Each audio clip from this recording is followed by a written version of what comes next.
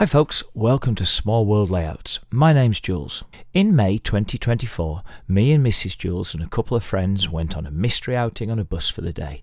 Very random, but it was great fun. One of the places we went to was Moreton in Marsh in Gloucestershire.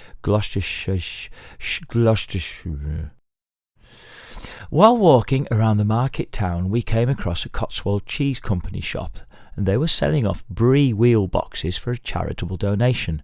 Straight away I thought, there's a small world right there. So welcome to part 1 of the build for Dongé Farm.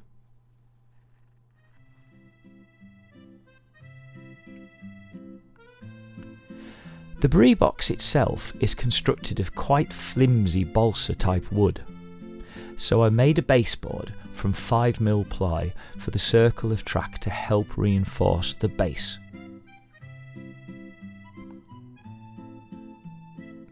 It does fit, honest. Got to love that artwork on top. Really nice. A circle of Cato Unitrack was used, the same as I did on Bear Hunt, the pizza layout. I'm quite confident with developing Cato track scenically, so I like the reliability of it for micro layouts. You kind of get to know which locos will definitely go around those tighter curves.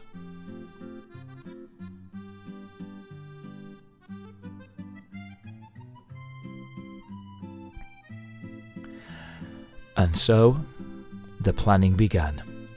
This stuff ain't just thrown together, you know. Well, sometimes. Often. Anyhow, the pencil came out and the resources I already had were laid out.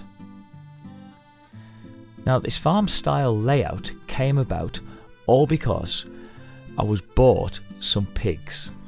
That's it. Pigs. So I had a plan in my head to accommodate the pigs and other animals. And this did change a bit over time, but basically the plan remained the same.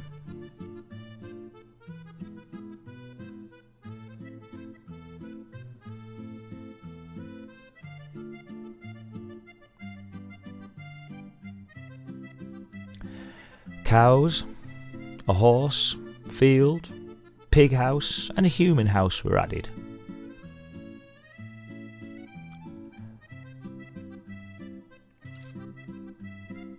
Gotta say though, even for me, them piglets were tiny. Look at that.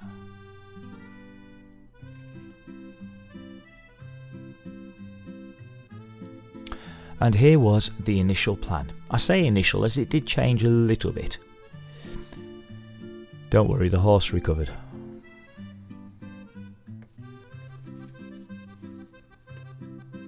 The farmhouse was a 3D print item and was of fantastic quality, really recommended, well constructed and detailed.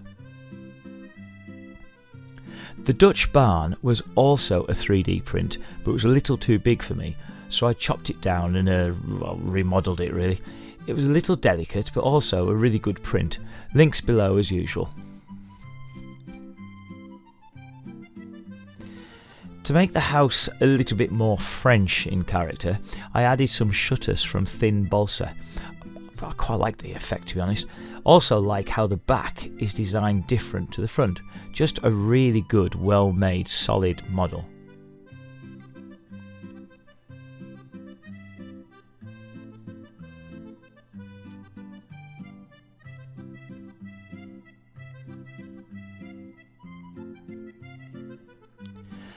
It became obvious with a house that there wasn't going to be clearance to have the lid fit the layout as standard.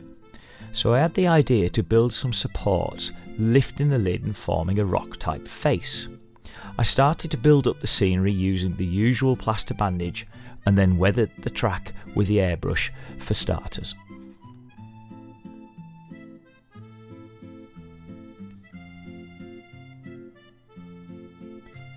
This did help to weather the Cato track in more and hide the plasticky sides. Just my preference, I like to do that sort of thing. The road crossing was constructed from filler, as recently I found this to give good results. It was really useful here as I wanted more of a farm track kind of road, not super smooth tarmac. And then everyone's favourite apprentice arrived, the Grand Devil. But no panic, he was in a good mood. So, hold.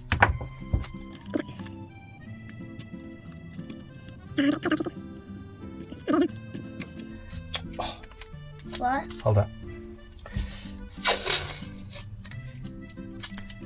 And after brilliant stink eye at Grandad,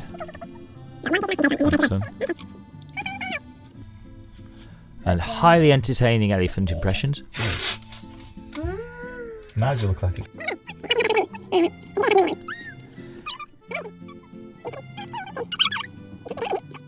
You reach that bit to do that bit there? Yeah. Of course you can. Okay. See? Right, I'll put that there. You dip your paintbrush in, off you go. We eventually started to apply the plaster of Paris paint and PVA glue mix to the plaster bandage and the lid supports.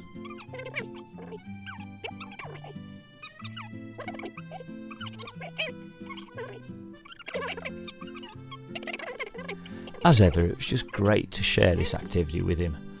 And as ever, he did a really good job too. 5 years old. And then, can I paint any more? Just the bit you missed. Now, as I'm sure a lot of you do, I enjoy watching other people build stuff on YouTube, and they always seem to be using this sculpt to mould stuff. So I thought I'd jump on the bandwagon. It's basically shredded tissue with plaster added. It is quite costly, but as I found out, you don't really need much. Big bowl, lots of dust. Mix it with a little water. Job's a good one.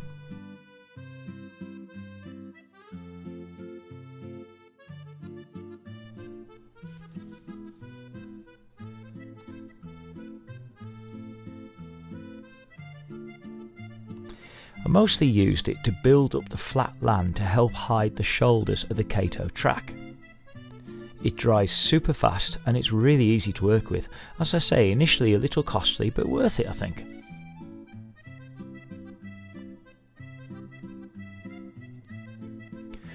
Next job was to base paint the landscape.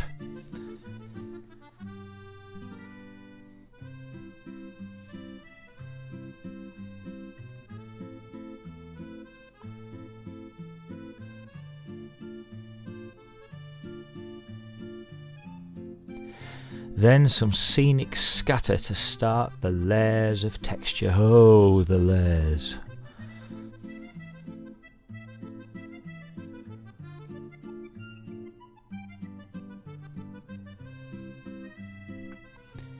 It is looking a bit shredded wheat like here, but don't worry, Mr. Mannering, it calms down. I was purposely trying to avoid all the fields being flat, and I'm quite pleased with how that turned out here in what eventually becomes the wood.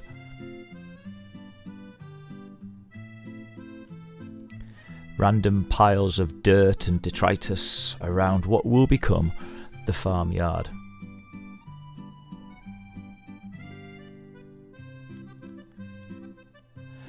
Fields tend to have a patch of dirt or a track of earth around the edge, and this effect dried really well. And with that, we come to the end of part 1 of the build of Dongé Farm.